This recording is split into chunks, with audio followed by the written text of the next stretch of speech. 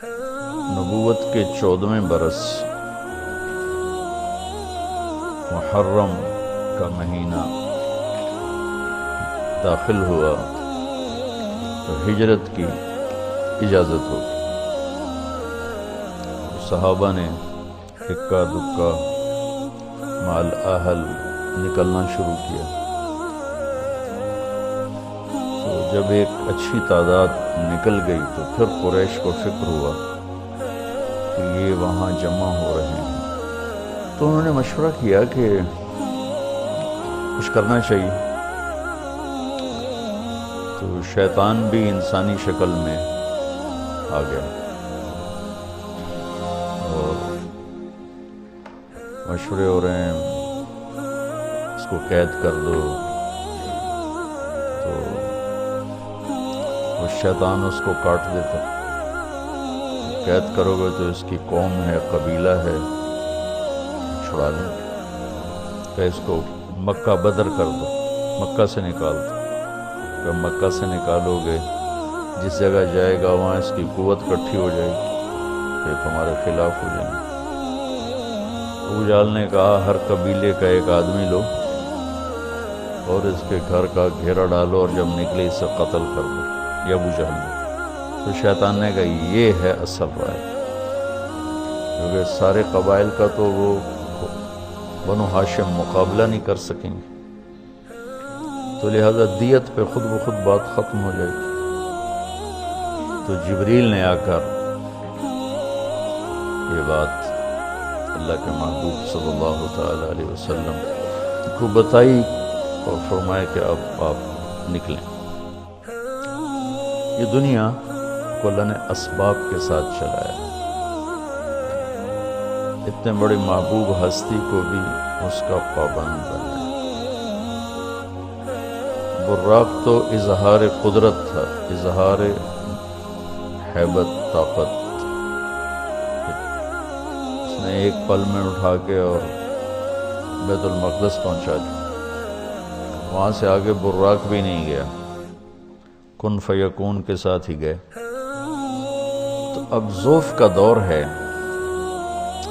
معجزہ نہیں ظاہر ہوا کہ جبریل آئیں اور اٹھا کے مدینے اتار دیں یا براق پہ بٹھائیں اور جا کے مدینے اتار دیں، معجزہ نہیں ہوا۔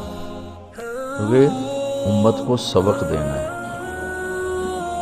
کہ جب ہم پہ زوال ہوگا پھر کیا کرنا ہے، طاقت میں ہوں گے پھر کیا کرنا ہے، قوت میں ہوں گے پھر کیا کرنا ہے،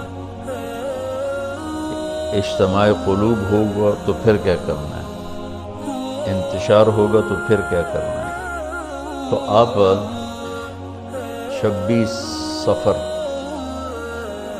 ابوبکر صدیق کے گھر تشریف لائے، محرم گزر گیا، 26 صفر تھا، اور کہا کہ ہجرت کا امر آ چکا ہے۔ دوپہر تھی شدید، ابوبکر رہتے تھے یہ جو بڑا ہوٹل نہیں بنا، بڑا ہوٹل لمبا چوڑا، اس کے پیچھے جو محلہ تھا یہاں تھا ابوبکر۔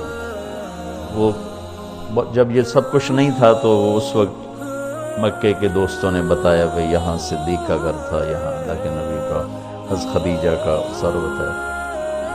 ادھر رات کو یہ سارے لوگ اکٹھے ہوئے اور انہیں گھر کا گھیرا ڈال لیا۔ گرمیاں تھیں، ستمبر کا مہینہ تھا، تو آپ نے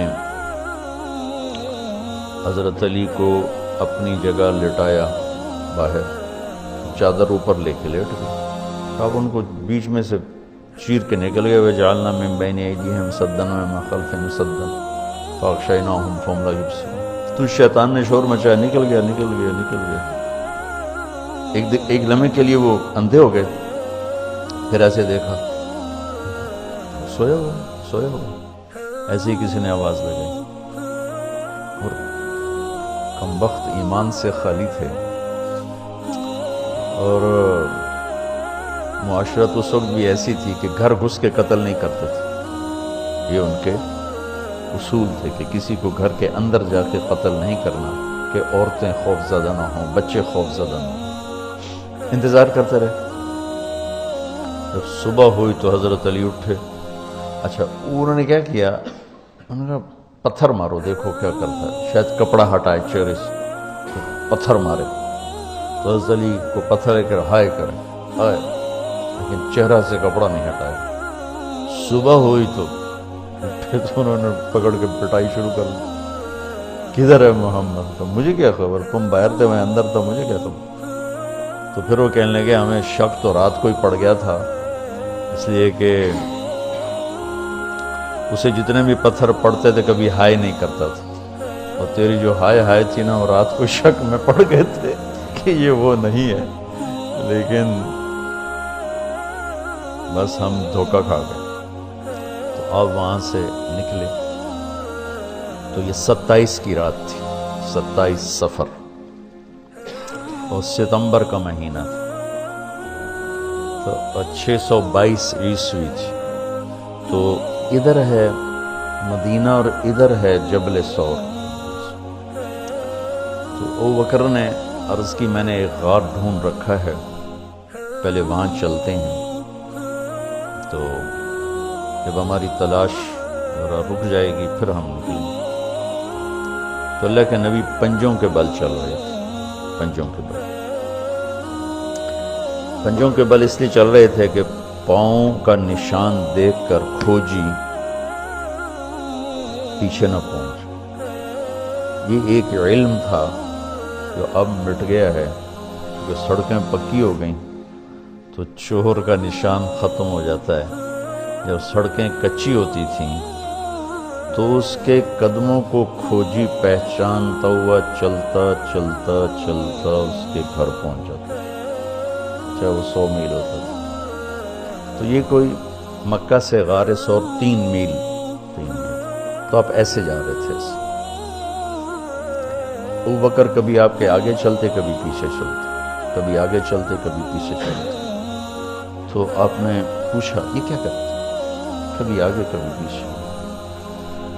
تو کہنے لگے اخاف الرصد فامشی امامک، اخاف الطلب فامشی خلفک۔ جب مجھے یہ خیال آتا ہے کہ کوئی آگے چھپا ہوا حملہ آور حملہ نہ کر دے دشمن تو میں آگے ہو جاتا ہوں، جب مجھے خیال آتا ہے پیچھے سے کوئی پہنچ نہ جائے تو میں پیچھے ہو جاتا ہوں، اس طرح۔ تو آپ نے بہت شکریہ ادا کیا۔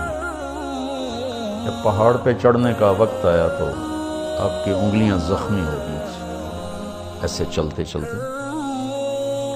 کس قدر نبی اسباب کی رعایت کر رہے ہیں، اسباب کی رعایت کتنی ضروری ہے۔ تو ابو بکر نے آپ کو کندھے پہ بٹھایا اپنی کمر پہ، اور غار جبل ثور ایسے سیدھا پہاڑ ہے، ایسے میری آج تک ہمت نہیں ہوئی چڑھنے کی، حالانکہ کتنے سالوں سے لڑے جا۔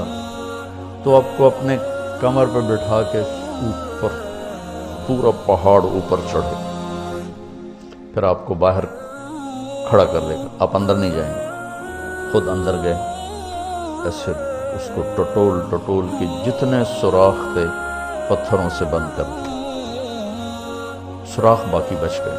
تو اپنی پگڑی اتاری، پھاڑ پھاڑ کے سوراخ بند، پھر سوراخ باقی تھے، کرتا اتارا اور پھاڑ پھاڑ کے سوراخ بند کیا۔ ایک باقی رہ گیا جس میں وہ سانپ تھا۔ علماء نے لکھا ہے کہ وہ سانپ جو ڈس رہا تھا، ایک تو سانپ اپنی فطرت سے ڈستا ہے، اور علماء نے لکھا ہے وہ اس لیے ڈس رہا تھا کہ وہ راستہ مانگ رہا تھا دیدار نبوت کے لیے۔ یہ کئی علماء نے یہ لکھا ہے کہ وہ اپنی فطرت سے نہیں، احتجاج کر رہا تھا کہ میں نے راہ دے، میں بھی دیدار کروں، میں بھی دیکھنا چاہتا ہوں۔ یہ تھا۔ تو کہا یا رسول اللہ آئیے۔ جب آپ اندر تشریف لائے تو اندھیرا تھا، پتہ نہیں چلا، تھوڑی سی روشنی ہوئی تو دیکھا ابو بکر کا نہ کرتا تھا نہ عمامہ۔ تو آپ نے پوچھا تیرا کرتا کدھر ہے، تیری پگڑی کدھر ہے؟ تو انہوں نے اشارہ کیا کہ سارے سوراخ۔ تو اللہ کے نبی کی آنکھیں چھلک پڑی، اور آپ نے ایک دم بے ساختہ کہا یا اللہ میں ابو بکر سے راضی ہوں، تو بھی اس سے راضی ہو جا اور اسے جنت میں میرا ساتھی بنا دے۔ تو اسی وقت جبریل اترے اور آ کر کہا یا رسول اللہ، اللہ تعالیٰ خوشخبری دے رہے ہیں کہ وہ آپ کے ساتھی سے راضی ہو چکے ہیں اور جنت میں یہ آپ کے ساتھی بھی ہیں۔ یہ خوشخبری ہے کہ یہ جنت میں آپ کے ساتھی ہیں۔ تو انہوں نے قریش نے کھوجی بلا لی، تو انہوں نے وہ انگلیاں پکڑ لیں اور ان انگلیوں پہ چلتے چلتے چلتے جبل سور پہنچا دیا۔ تو اللہ نے ان کے آنے سے پہلے، غار کا دہانہ بڑا ہے، ایک بیل، اس کے بیچ میں مکڑیوں نے جالے پھیلا دیے، ایک کبوتری نے تن کے رکھ کے انڈے دے دی۔ تو ان کے جانے سے پہلے دو کام ہو چکے تھے۔ تو کھوجی کیسا، حالانکہ پہاڑ پہ تو کچی زمین پہ تو پورا پاؤں لگتا ہے، پہاڑ پہ تو ایسے ایک آدھ کوئی نشانی پڑتا ہوگا۔ تو کیسا علم تھا، ان کو لا کر اس نے دروازے پہ کھڑا کر کہیے اس سے آگے کوئی نہیں۔ تو ابی بن خلف کہنے لگا تیرا دماغ خراب، یہ جالا محمد کی پیدائش سے بھی پہلے کا بنا ہوا، اور تو کہتا ہے ادھر گھس گئے، بے وقوف کہاں لے کے آ گیا؟